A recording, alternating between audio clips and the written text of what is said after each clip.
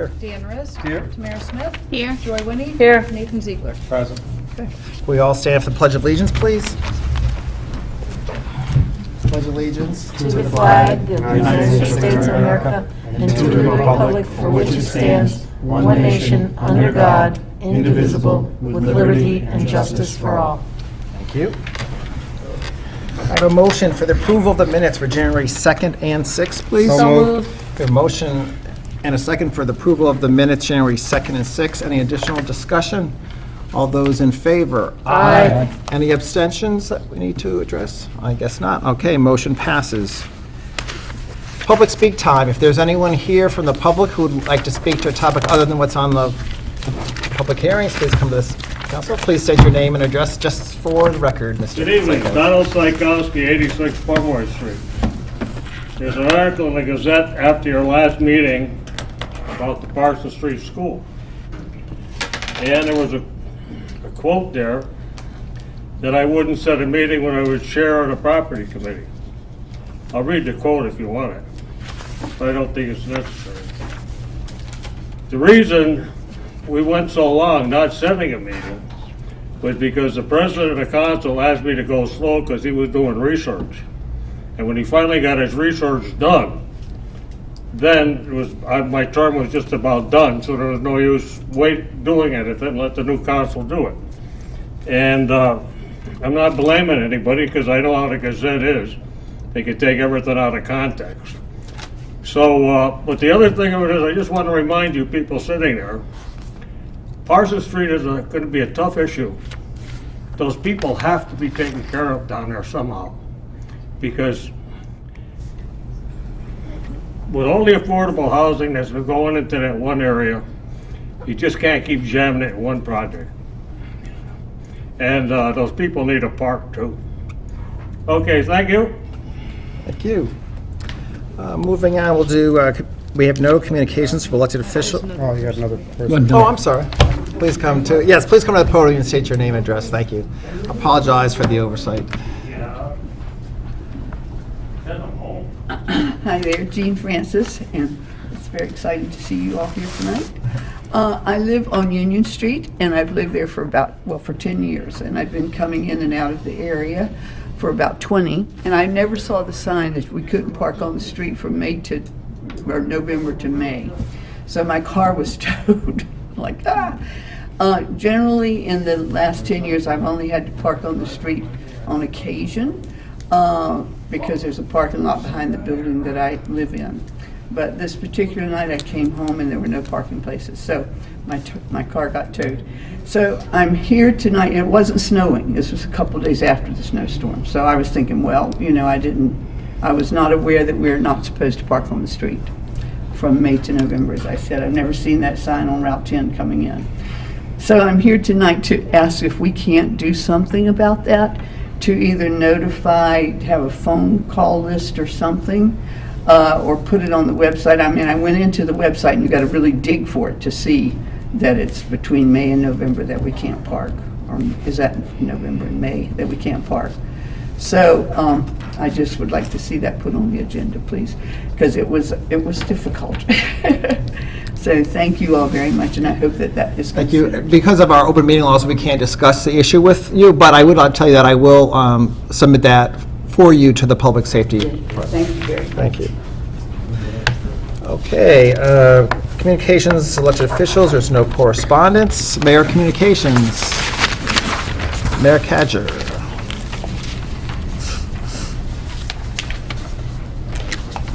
Good evening, and nice to see you all again. I just wanted to update the council on our capital plan. The deadline for the capital requests in my office are the end of this week. And what I did this year is a little different because obviously a new administration, and over the last couple of years, the budgets have been so tight we haven't been able to get to a lot of our capital projects. I asked each department to start over, so I would have a fresh, brand new list and prioritize them. So that's what we'll be working on, and that'll be coming to you in the future. And that's all I have to say, and if you have any questions, just let me know. Yeah, thank you. Are there any additional questions for the mayor? No? Okay, thank you. Okay, we can move on to standing committees. Rules Government Relations, Councilor Rist. Yes, Mr. President, first I'd like to announce that I was elected chair of the Rules Government Relations Committee, and Councilor Hayes was accepted the role as the clerk for the committee. This evening, we met at 5:45 to discuss the Hampshire Council of Governments' request that we support their bond request to repair the Hampshire County Courthouse. The Rules Committee voted 3-0 to do so. There is, just so the councilors, having read this, understand, there is no monetary request of the city of Easthampton. There is a local funding. They have money donated by a foundation, private funding, and a $100,000 award from the city of Northampton's CPA. So it's local plus the bonding. The Hampshire County Courthouse serves us all in Hampshire County, so I feel, and as does the committee, that it is worthy for us to support the action through a letter by the president. If there's no questions, I'll be happy to read a motion. Okay, we'll accept the motion. We can have any discussion afterwards. Go ahead with the motion then. I move that the City Council support the Hampshire Council of Governments in their effort to secure bond funding for the repair and renovation of the Hampshire County Courthouse, and that the President of the Council shall write a letter indicating council support to Representative Carble, Chair of the House Committee on Bonding, in support of Bond Bill House 3960, Section 2. Is there a second on that? Second. We have a motion and a second. So now, is there any discussion about the letter or the effort to support the House bill to fund the repair, maintenance of the courthouse? Okay, I see none. Okay, all those in favor? Aye. Opposed? Abstained? Motion passes. Yeah, you're right. That's all, Mr. President. Okay, thank you very much. Finance, Councilor Hagan. We have 3 public hearings tonight. We'll be taking up at 6:15. The new committee has been set, and I was elected as chair of the committee, and Vice President Rist agreed to be the secretary of the committee. Also, our next meeting will be January 22nd, 2014 at 6 p.m., room 1. And the only agenda item left after tonight will be a $1,081.49 step increase for an employee that was overlooked in FY13. So I would like to, we'll take that up at the subcommittee on the 22nd, but I would like to set a public hearing on that matter for the February 5th, 14 meeting. I'll make that in the form of a motion. Second. Okay, a motion and a second to set a public hearing for the $1,081.49 step increase. Any additional comments? All those in favor? Aye. Opposed? Abstained? Motion passes. And that concludes finance. Great. Thank you very much. Public Safety, Councilor Hayes. So we did meet, and I was elected chair of the public safety. And Dan Rest is going to be clerking for public safety. We met last week. There were actually quite a few things that we had going on, and we do have a couple of things we need to vote on tonight. I'm going to ask Joe McCoy to kind of help me out with describing exactly what's going on, because I did come into this later. I can. Yeah, no, exactly. Yeah, I'll be very happy to, Councilor Hayes. So we have a couple of public hearings tonight, the Garfield Avenue and the Mechanic Street. But one thing we can cover tonight, because it doesn't require a public hearing, is Councilor Psychowski's request to check the safety of the newly installed bike racks. And we had communications with the planning board. Those are under a category referred to as street furniture. And really the only regulations that refer to that kind of street furniture are ADA compliance. And all those, the bike racks did follow that. I did talk to the DPW, the police department, and no was there really any concern about it. I did send off a letter to our city solicitor, who essentially wrote back that the liability is nil, negligible, except, he said, I would run that by our insurance agency. So I did call Maya, which is our municipal interlocal insurance agency, and talked to Robert Marinelli, who is one of the risk agents. And he essentially said that, again, his opinion was to be minimal, if any, liability risk with well-maintained bike racks. He did say the city's liability may be increased if the structures were altered or damaged in a way to create a hazard. And subcommittee felt that since 2 of the bike racks on Cottage Streets have been damaged, it was our subcommittee's recommendation that racks be repaired as soon as possible to minimize the safety issue and potential liability of the city. So we did send a letter to both the mayor, the planning board, and the ECA coordinator, basically summarizing our findings that the liability risks are minimal with a well-maintained rack. But since we do have a couple that have been damaged, it would be our recommendation that they be repaired so as to minimize any danger or liability. So that, since it's a subcommittee letter, I don't think we have to vote on that letter going out. It's just a summarizing of facts. But with that letter, then, I would like to make a motion to remove without prejudice the request to have the safety of those bike racks investigated. Second. So we have a motion, a second, to remove without prejudice that motion to check out the liability of those bike racks in light of the information we found out.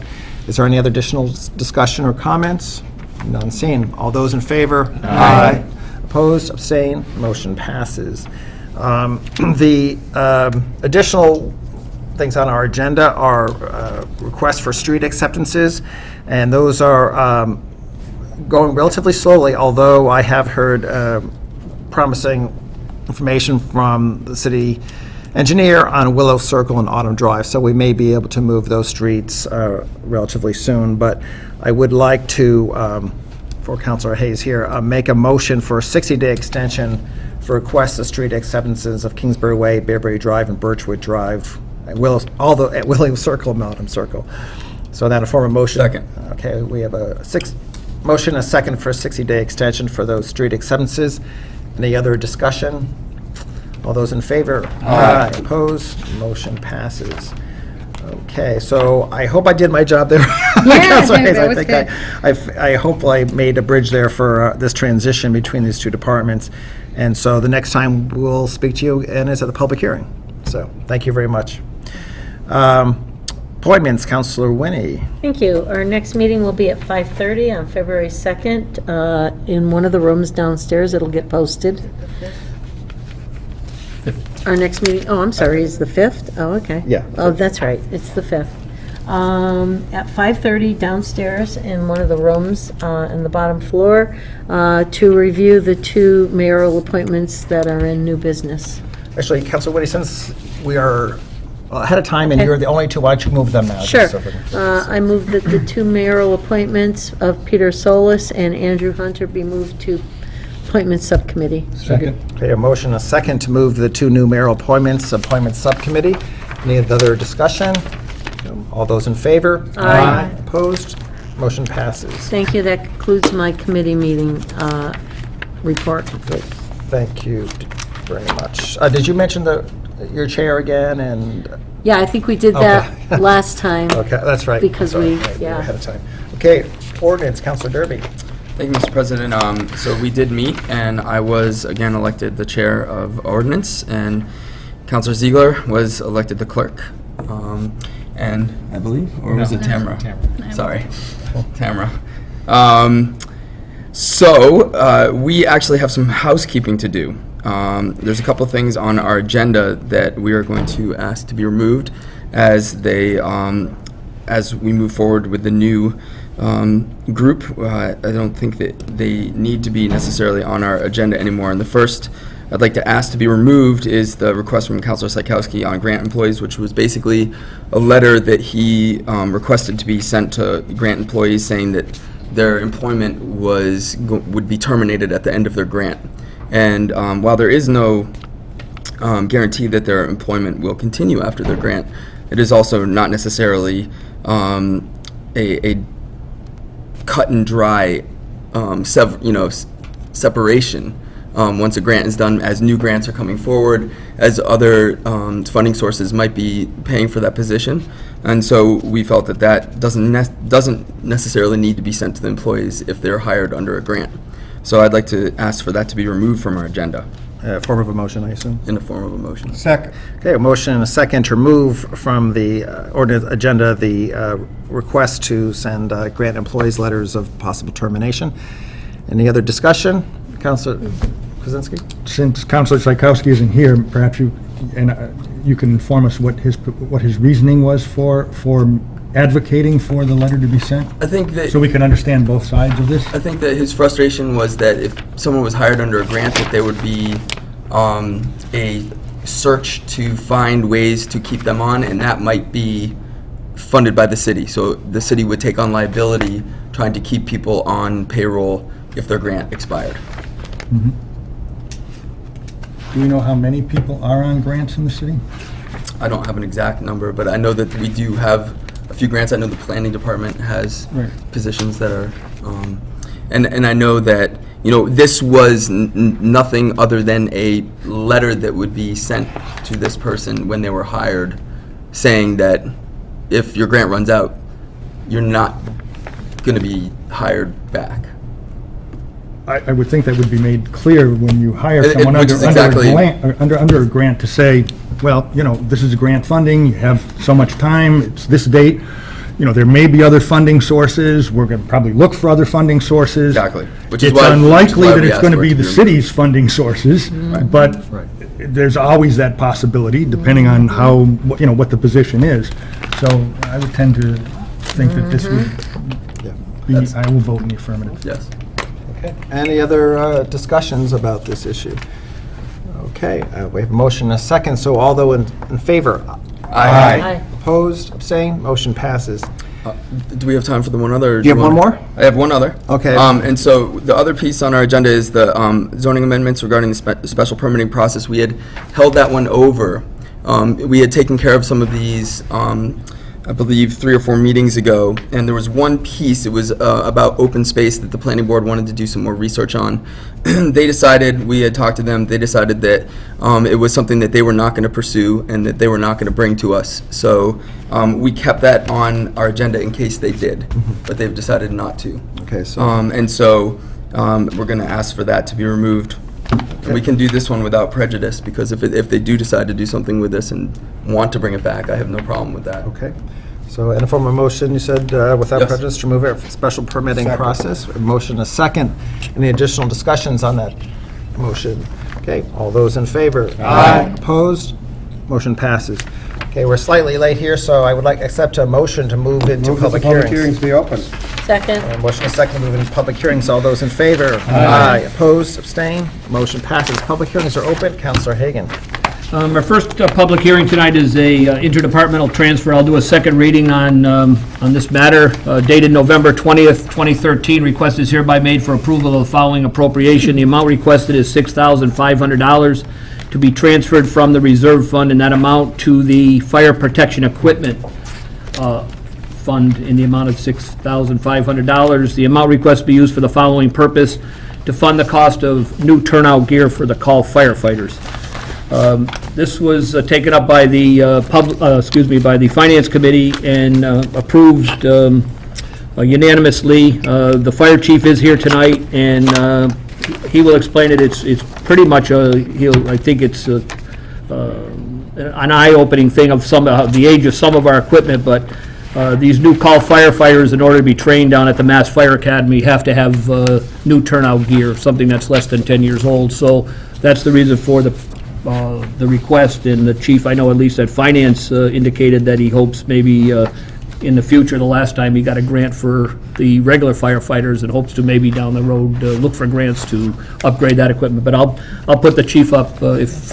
Yeah, sure. Of course, Chief Muller, why don't you speak first to the issue? Good evening, David Motter, Fire Chief. The counselor is correct. Recently, we once again tried bolstering the numbers of our part-time or on-call firefighters. We have 5 firefighters right now going through their orientation training. In the past, what we did was we sent them down in the basement, we grabbed them some spare gear, and off they went. The Mass Fire Academy recently adopted the National Fire Protection Association consensus standard, saying that any gear that was older than 10 years old, regardless of condition, could not be used for live fire training. It's a safety issue. The sad part is you take a set of firefighter gear from the city of Holyoke, compare it to a set from Easthampton, after 10 years, they're night and day. But the standard is the same. So these 5 new firefighters cannot get any live fire training with the gear they're currently using. 4 of the sets are 12 years old, and the 5th set is about 17 years old. The $6,500 is very cheap. We used group purchasing through the Compass, through the state. It is not the same gear or same level of protection as we currently are purchasing when we buy sets, but in order to make it financially viable, we had to go with a cheaper set of gear for the new 5 firefighters. A complete set from head to toe per firefighter is about $2,200. Currently, the average age of the gear worn by the full-time firefighters is about 9.5 years old. In 2002, Chief Croak got a federal grant to replace all the turnout gear for every firefighter head to toe. It cost the city 5% of the total cost. The problem is, all that gear is now outdated by the NFPA standards and cannot be worn in live fire training at the fire academy. Next year, fortunately, this year's grant for the federal government's already been submitted, so next year we'll go for replacement. We've been trying, for the last 5 years, I've been averaging 2 to 3 sets of gear to try and get us off that cycle, because by using the grant, it puts us on a vicious cycle where every 10 year, 27 sets of turnout gear expire, and it's a big nut to swallow. Last year, with the help of Mayor Tausnick and some late in the year transfers, I was able to replace 5 sets for the full-timers, but I've still got about 12 sets that are at the end of their useful life. But these firefighters is more crucial because they have to get live fire training before we can put them on a truck and start using them to fill vacancies. Okay, Councilor Winnie.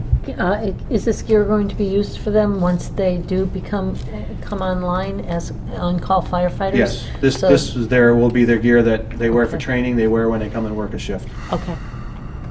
Any additional questions for Chief Amato? Councilor Kwasinski. You mentioned that the condition of 10 years of use in a department like Holyoke's might be different than Easthampton's, and maybe, in fact, really different in a place like Chesterfield or Southampton or another one of the smaller communities. I think I heard you say when you spoke to that maybe the standard was stringent and maybe more applicable to urban areas, and maybe the suburban outer areas may not really need, maybe the equipment is good. Now, would still be good. Is that an accurate? Yes, I can tell you there are communities in Hampshire County that about 9 years ago received the same grant we did for purchasing gear. And they doubled up because it's easier for us if each firefighter has 2 sets. When we go to a fire now, our policy dictates at the end of their shift, that gear gets washed to get the carcinogens out of it. So while it's drying, they have to have a second set. I know of a department in Hampshire County that bought 52 sets of turnout gear, so each firefighter had a spare. It's all junk now. Junk in terms of the Being standard, old, yeah. the standard, not necessarily a safety hazard for the employee wearing the equipment. Correct. We have to live by the standard. I just wonder if it makes any sense if you would agree to write a letter to the NFPA. Somebody sits there and makes these standards, and they might not be aware of our situation or the situation as it occurs to, you know. They're aware, and I can tell you that almost every committee that writes standards has members of industry that manufactures gear sitting in the standards committee. I won't say that sways their opinion, but I can tell you the people who manufacture that gear sit on the standards committee that write the standards. And they've heard their displeasure. Most recently, the State Fire Marshal Stephen Cohen has heard it loud and clear over the last 2 months from every chief's organization in the Commonwealth how displeased we are with his decision. However, from a liability standpoint for him, if there's a consensus standard that says anything older than 10 years is not safe, if a recruit firefighter were to get hurt at the Mass Fire Academy, the Mass Fire Academy would be liable. In your considerations, is there some way to rewrite the standard? Just something you could think about as a way that would address this? That would make a proposal? The process is lengthy, and Oh, I'm not saying this. they've continued to go in the opposite direction. They just issued a new standard regarding our fire hose, and they are putting the same 10-year lifespan on it. For Easthampton to comply with that standard today, we're talking tens of thousands of dollars to replace our fire hose. If you look at our inventory, you can see when we purchased a fire truck is when we got fire hose. 73, 77, and 95 is the majority of our inventory. Who appoints the NFPA? I'd like to, Committee, if just, I may. Counsel, I'm afraid we're getting a little bit off the track. No, one quick sec. If I just, I'll be brief. One more question. Does it make any, I mean, who appoints the NFPA? Most of them that serve on the standards committees are volunteers from across the fire service, from fire protection engineers, manufacturers, reps. Maybe we can have a discussion about that afterwards. I don't think our community or any other community should be suffering having good equipment that people have spent good money for, and to have it be thrown away while it's still useful. Thank you very much for. Just one quick question, Chief. I'm a little more familiar with police ongoing training. Do the active firefighters or the full-time firefighters have to go to the academy for live training? Is this a requirement that's going to get in the way? When they become full-time, they have to attend the 9-week recruit training down at Stowe and soon to be in Springfield. After that, any live fire training they do is voluntary. There's monthly training that we do in-house.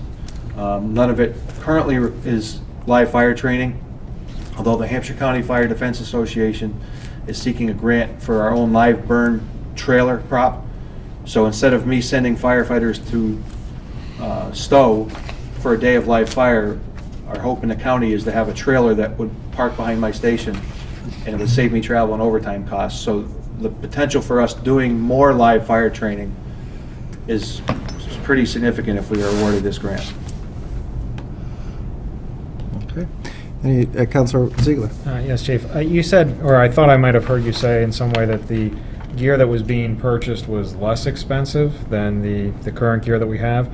Is that in any way to say that it's less durable, or I don't want to say substandard, but I mean, it's just when you say that it sounds like it's cheaper than what the current standard is Right. that we have. With the coat and pants set, it's like buying a car. The option sheet is about 30 pages, and a lot of it is the weight of the exterior material, the liner, the type of reflective that's on it, the number of pockets you put on it. So the base material, which is called Nomex, is the same weight and manufacture as what the current inventory of gear is and what we're buying. This stuff has less pockets. It has a lighter thermal barrier on the inside, so it brought the cost down. We knocked about $250 per set off the gear. But you said that moving forward, once they come on the force, that's what they'll be wearing Correct. to live fire. So are you saying that the gear would actually be less protective then, with a lighter thermal wear It's on it? less protective than what current gear is, but it still meets the standard, the minimum standard, as what is set by the same people, NFPA, for our firefighters that have. Their level of protection is probably tenfold over what the base is, but it's less than the current gear we're buying. Okay, because I mean, my only concern again is that for $250, I would like to see that our firefighters have, adequate or the best gear that they can. I guess that's the question. So as the fire chief, are you comfortable that your firemen are protected as they should be going into a fire with Yes. this equipment? That they're protected as the gear we have, and they're more protected than the expired, out-of-date stuff they're currently wearing. Additional comments or questions? Okay, thank you very much. Is there anyone here from the public who would like to speak to the council concerning this topic? Not seeing any. Councilor Hagan. There's no other questions from the councilors. I'll make the following motion, that the council approve the interdepartmental transfer in the amount of $6,500, and it be transferred from the reserve fund to fire protection equipment to fund the cost of new turnout gear for the call firefighters. Second. Okay, we have motion and a second for the interdepartmental transfer of $6,500 from reserve fund for fire protective equipment. Any additional discussion between the councilors before the vote? Not being seen. All those in favor? Aye. Opposed? Abstained? Motion passes.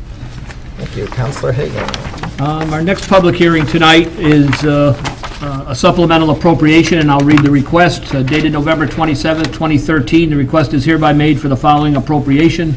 The amount requested, $315,000 to be appropriated from free cash, and that amount, $315,000, and appropriated to the Oliver Street landfill professional services, and that amount, $315,000. The amount requested will be used for the following purpose: to provide funding for the DEP mandated improvements to the Oliver landfill. Director Pipchinsky appeared before the subcommittee, and this was also unanimously supported.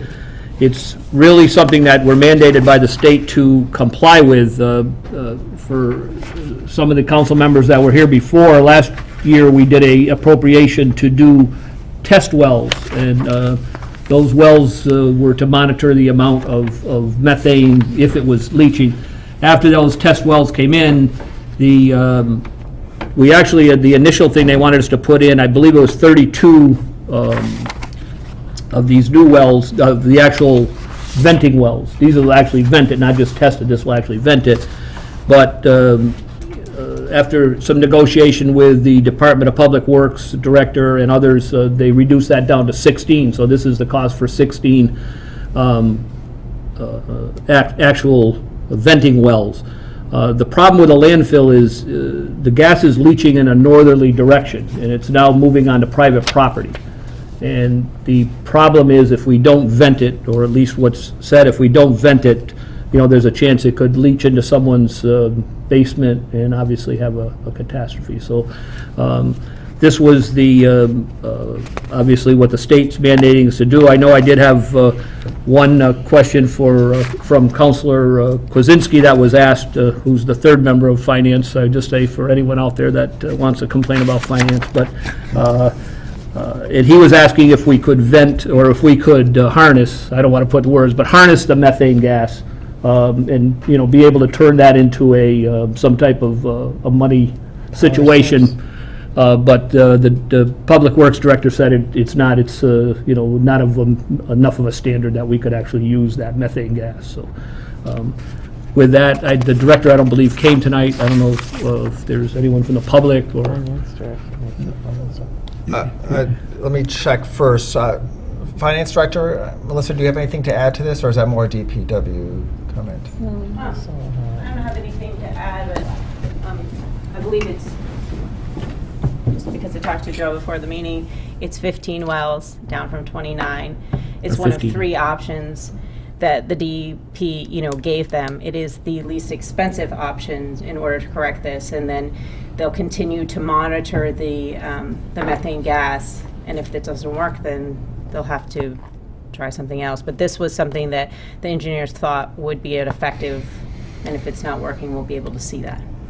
Okay. Thank you. Any questions? I'm sorry, before you leave, any questions for the Finance Director? Okay, thank you very much. So there is someone from the public who would like to please come to the podium and just state your name and address, please.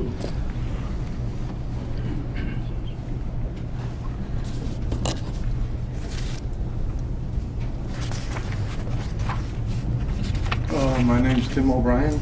I actually live in Northampton, and your closed Oliver Street in Easthampton is basically my backyard. I see that you want to appropriate $315,000 to do stuff in my backyard. I'm not quite sure what it is you're going to do.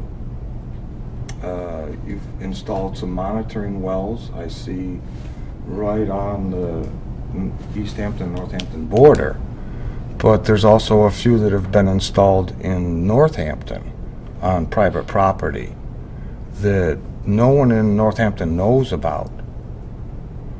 And I'm wondering how come DEP or the city of Easthampton never notified anyone from Northampton that this was going on. I have some significant Right, I can just, I can't obviously speak for the Director of Public Works, but I can say that it did come up that this has been an ongoing study that has been done with the state and with the 2 communities. It was my understanding that it was discussed, but I can't tell you what form that was. Now, I can't say if anybody that owns private property, I know that's our concern here, is that it doesn't leach I'm a northerly direct toward abutter, here. And I've never been notified. Right, I'm Never. right, I was saying between the state and the two municipalities. That was my Right, there's no understanding. one here from DEP, correct? Right, correct. And that is also a very significant issue here. This is something that everyone needs to know about. Your private entity that installed these monitoring wells crossed onto my land without my permission. You've installed monitoring wells in Northampton on private property with no one's knowledge.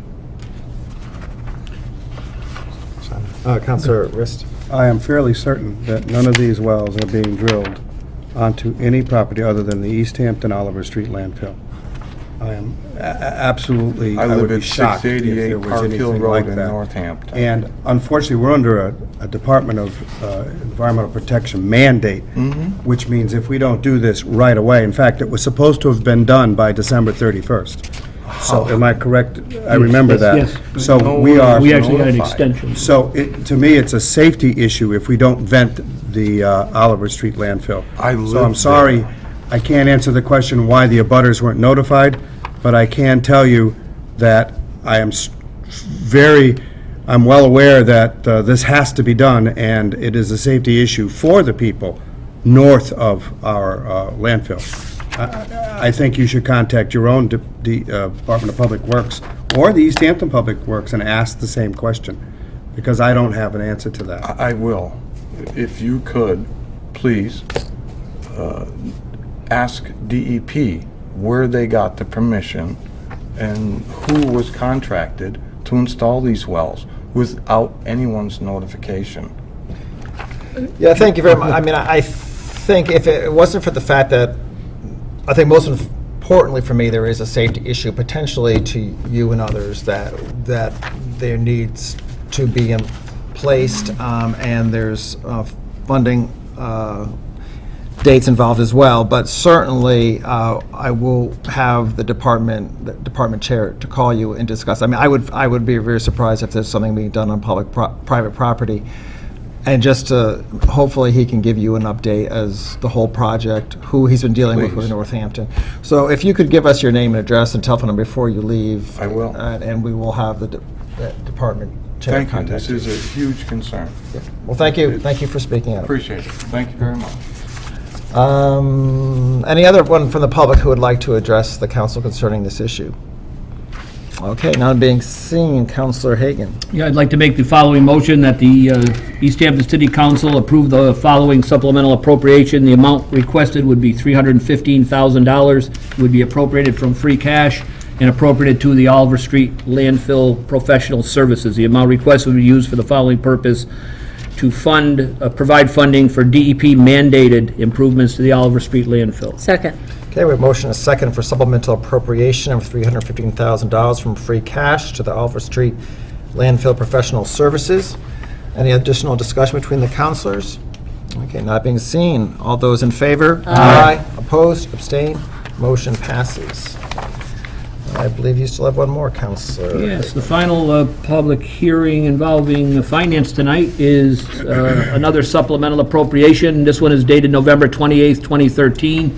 Request is hereby made for the following appropriation. The amount requested, $11,200 to be appropriated from free cash, and that amount appropriated to the highway capital repairs. The amounts requested to be used for the following purpose: to fund replacement damaged doors at the highway garage. As with the other two the other two matters that were taken up at public hearing, this was unanimously approved by the subcommittee.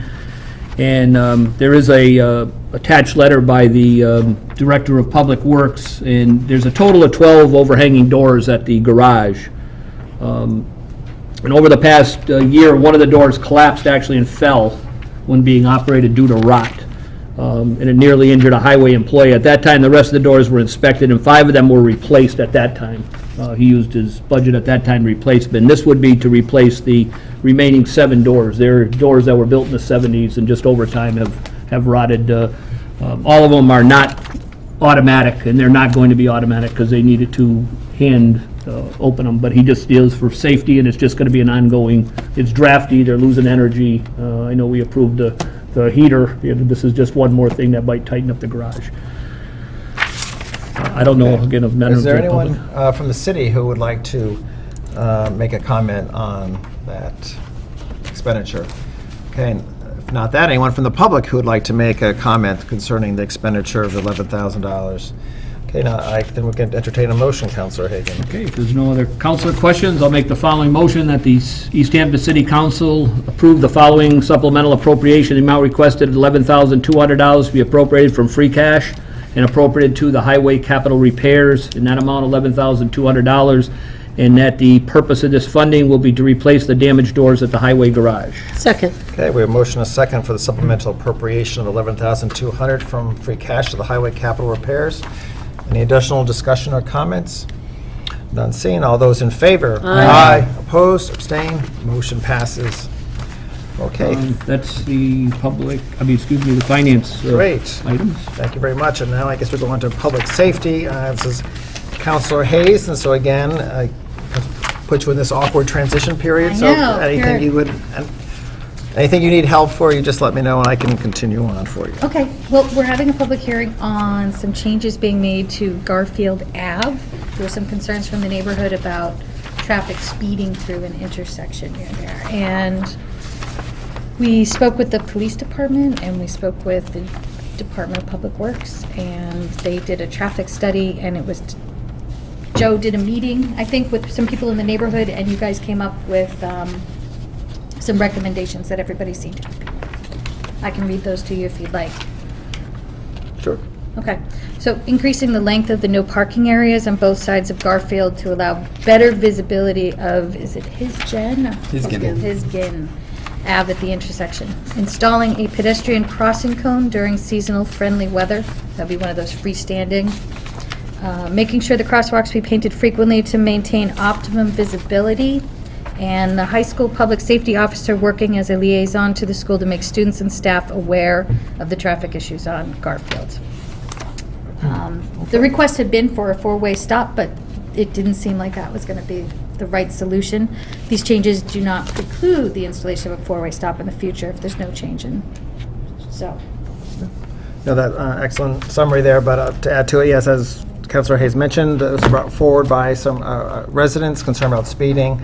The police department was not able to document any speeding, although there were still, and by Councilor Derby as well, there was concerns about foot traffic as well as potential possible speeding at different times. The public safety department was not in favor of a four-way stop sign, and I'm sure Captain Alberti will touch on that when he comes up to speak concerning the changes we made. So in lieu of the four-wheel stop sign, the residents were comfortable with, as Councilor Hayes mentioned, those four changes. The only change that requires changes to our traffic rules and regulations is the change to the amount of no parking area on Garfield, which again would allow better visibility of Hisgen, so for either pedestrian or people on bikes or even cars, a little better availability there. So I guess to begin with, why don't I, if I could call up Captain Alberti so you can make some comments concerning the Garfield changes. Good evening. My name is Robert Alberti. I'm the police captain for the city of Easthampton. We have, as Councilman McCoy said, we had met previously, and we had lengthy discussion with the residents from Garfield Ave, and we explained our position with regard to a four-way intersection, four-way stop sign. One of our busiest and most accident-prone intersections in the city is Park and Center, where there is a four-way stop. We have people going through it constantly without stopping and hitting other cars. We've had just an abundance of accidents there. In addition to that, we have one other four-way stop. There's a lot less traffic over off of Maple Street, which is also very accident. Matter of fact, a couple of years ago, one of my officers was in a pretty serious crash there when somebody went through the intersection there. So we were pretty resistant to putting a four-way stop there.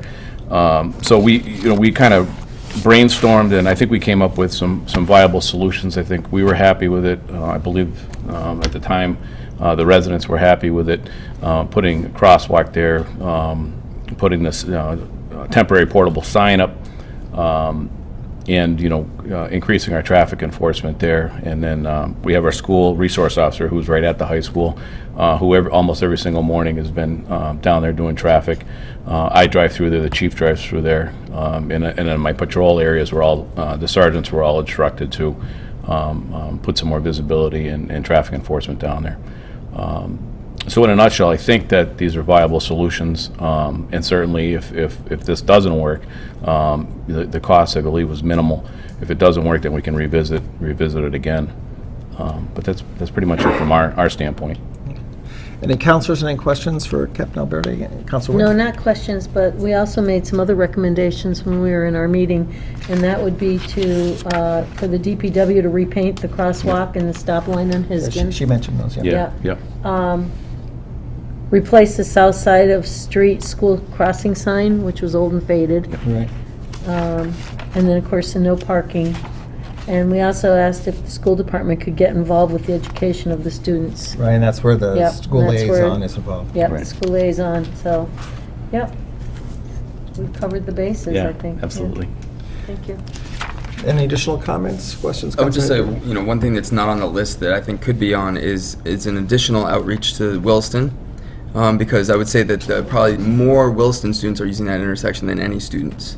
And so getting in touch with Williston and letting them know that there should be some education happening with their students as well around that intersection would Yeah, be, that's a good idea. I think, a good, prudent idea. Yeah, that's a good idea. Captain Alberti, do you interact much with Wilson's public safety? I group? do, yeah. Okay, is that something that you'd be happy to pass along for us? Yeah, absolutely. Okay. Yeah, happily. Thank you very much. Thank you. Any additional comments or questions for the captain? Okay, I guess that's it for now then. Thank you. Thank you. So if there's any public who would like to speak to the issue concerning the traffic on Garfield Avenue, please feel to come to the podium and state your name and address. Okay, not being seen. Councilor Hayes, would you like to read the motion for Garfield? I will. I move to amend Appendix A, Traffic Rules and Orders on Garfield Avenue as follows. Section 1-24, parking prohibited on certain streets at all times, that we would add to Garfield Ave both the northern and southern sides for a distance of 40 feet from the intersection of Hisgen Avenue. Second. Okay, we have a motion and a second to change the traffic rules and regulations to add Garfield Avenue, both northern and southern sides, for a distance of 40 feet from the intersection of Hisgen Avenue. Any additional comments or discussion from councilors? I just would like to say thank you to Councilor McCoy for, I brought this forward at the request of my constituents, and knowing the intersection really well and seeing the dangers there, and I feel like the diligence that you put into this was good, and I feel like the outcome will hopefully be beneficial, and if not, I'm sure we'll revisit it. Right, I mean, that is, I think, the good thing here is that this is a compromise that everyone was willing to try, and we'll have to see how well it works, and as you said, it doesn't preclude other approaches if it isn't satisfactory. So thank you. Councilor Hagan? Just a quick comment, I know there's members of the public that were also at that meeting, and I just would encourage them, if this doesn't work, to come back to us, come back to Councilor Derby. Okay. Any more comments? None? Okay, all those in favor? Aye. Opposed? Abstained? Motion passes. Councilor Hayes, I believe it's still you, referred to Mechanic Street there. I know. So we also got another request to take a look at Liberty Street and Mechanic Street. They had conflicting signs. There were dueling signs. There were unclear parking spots available. So they just kind of we just needed to take a look and see what would be the best solution for that situation. So we made an investigation of the parking restrictions that were there for Liberty and Mechanic Streets and have some recommendations. We have to remove some language to import new language there. And we had input from the police department, I get on this as well, as far as what the parking spot should be, so it doesn't impede traffic. Was there anything else? Yeah, I mean, that's, again, essentially, great. That's essentially what was brought forward, actually, from a private citizen who just felt that, especially in the winter, that part of Mechanic Street that loops up near 7-Eleven and by the medical center there, it just gets too narrow. And We subsequently heard from the owner of Easthampton Feed and Grain, who actually lives on Garfield Avenue. He was here for, there's a meeting for the Garfield Avenue issue, but owning a business there, he completely agreed that it gets too narrow. And part of the problem is that we have some undefined 15-minute parking spaces that the police department found is very hard to enforce because that's a length of time that it's hard to know if people are there or not, as well as the fact that the paint has wore off, so it's unclear, is there 1, is there 5, is it the whole area? So we did feel that some changes needed to be made, and at one point there was the idea, should we put in handicap parking spaces there, but again, that street is actually too narrow to fit ADA compliant handicap parking spaces.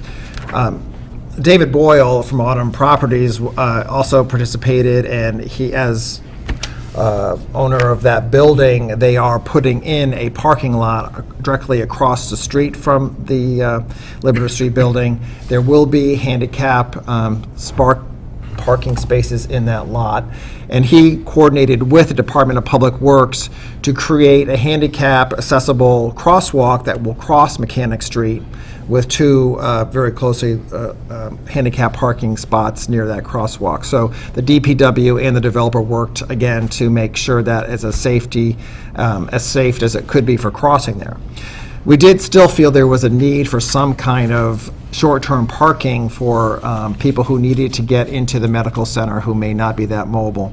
And we found, as I said in the past, the handicap parking didn't work because it wouldn't fit. The 15-minute parking didn't seem to be successful because the time was too hard to monitor.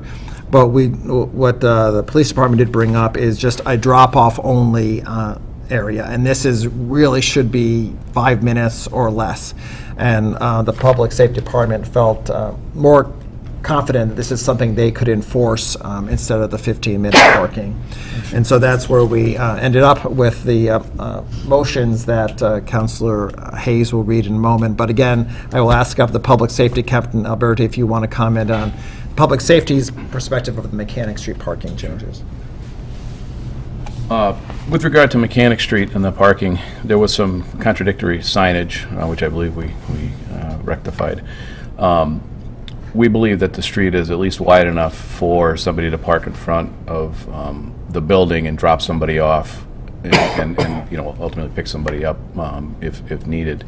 I don't know if Dr. Bigda had ever weighed in. I know we had reached out to him. I didn't hear back from him. I'm not sure if I reached out to him too, and I also didn't hear back from him. Because we wanted to at least get his input with regard to his patients. But from our standpoint, the 15-minute parking, it's tough for us to sit somebody there and monitor and then enforce 15-minute revolutions of parking.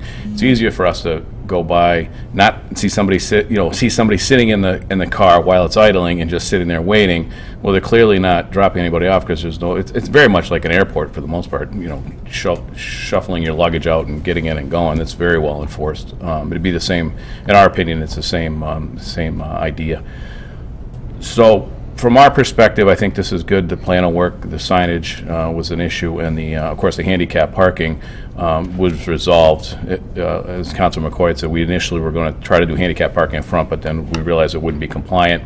And the owner of the building is facilitating handicap parking close to the crosswalk to get people across. So I think that covers that. So all in all, I think it's a good plan. I think it'll work, and that's all I have for that.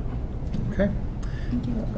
Thank you, Councilor. Was that? Maybe somebody said this, but I didn't hear how many parking spaces across the street? 17. 17 across the street will be built. Yep. Yes. Across from what is Dr. Bigda's office Yep. currently? Yes, sir. Okay. This is the Yeah, layout. yeah. I know, I'm familiar with the area. Any additional Thank you. questions for Captain Alberti? Okay, thank you very much. Thank you. Is there anyone here from the public who would like to address the council concerning the traffic changes on Mechanic Avenue? None seen. Okay, Councilor Hayes, I'll accept the motion then for the Mechanic Street changes. Sure, I do have a procedural question. Could I do both of the removes as one? Yeah, I think you can do all Yeah. Mechanic Street as One motion. As one motion, just Do the whole thing Just as read the one whole motion? thing. Okay.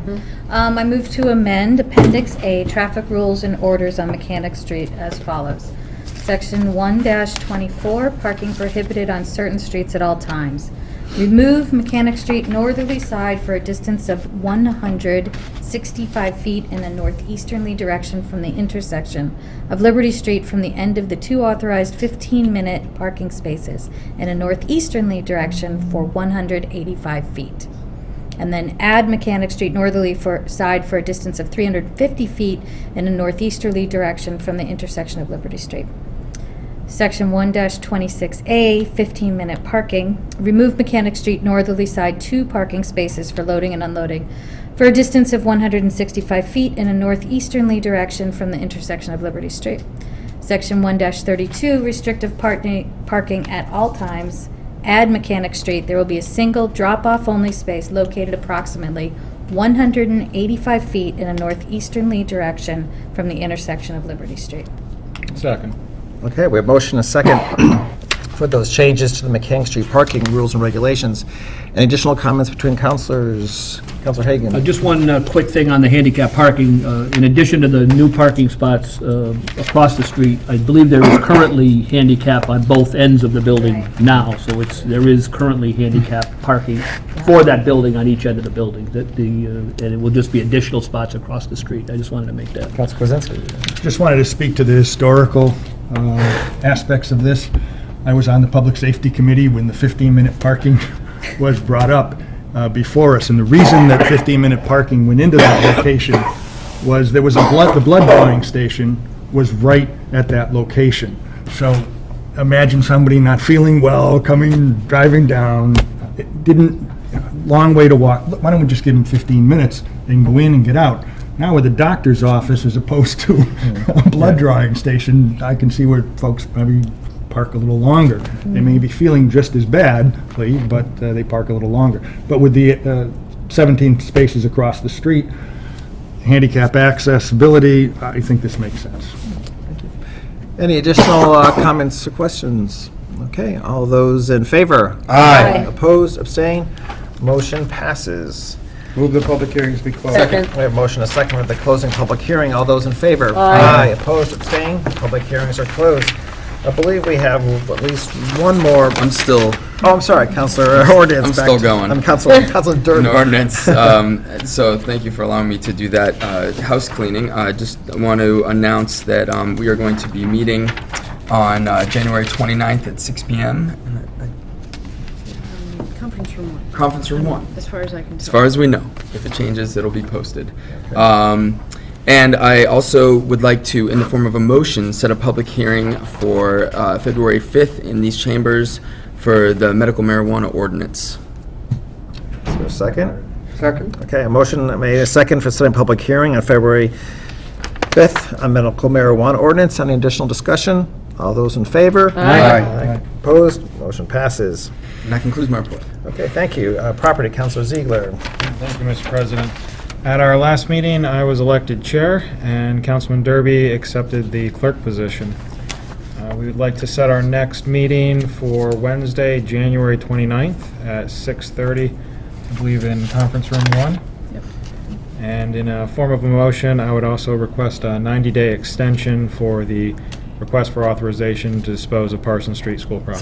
Second. Motion a second for the 90-day extension for authorization to dispose of Parsons Street school property. Any additional discussion? All those in favor? Aye. Opposed? Motion passes.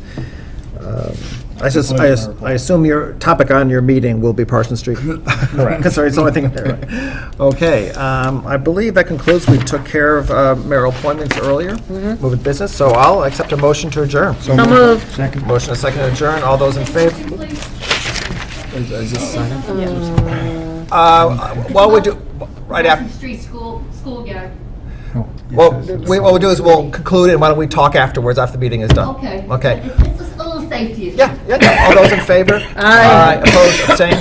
Okay, I'll go up and I'll get your address. Did we adjourn? Yeah, we did. Okay. We have things to sign, Joe.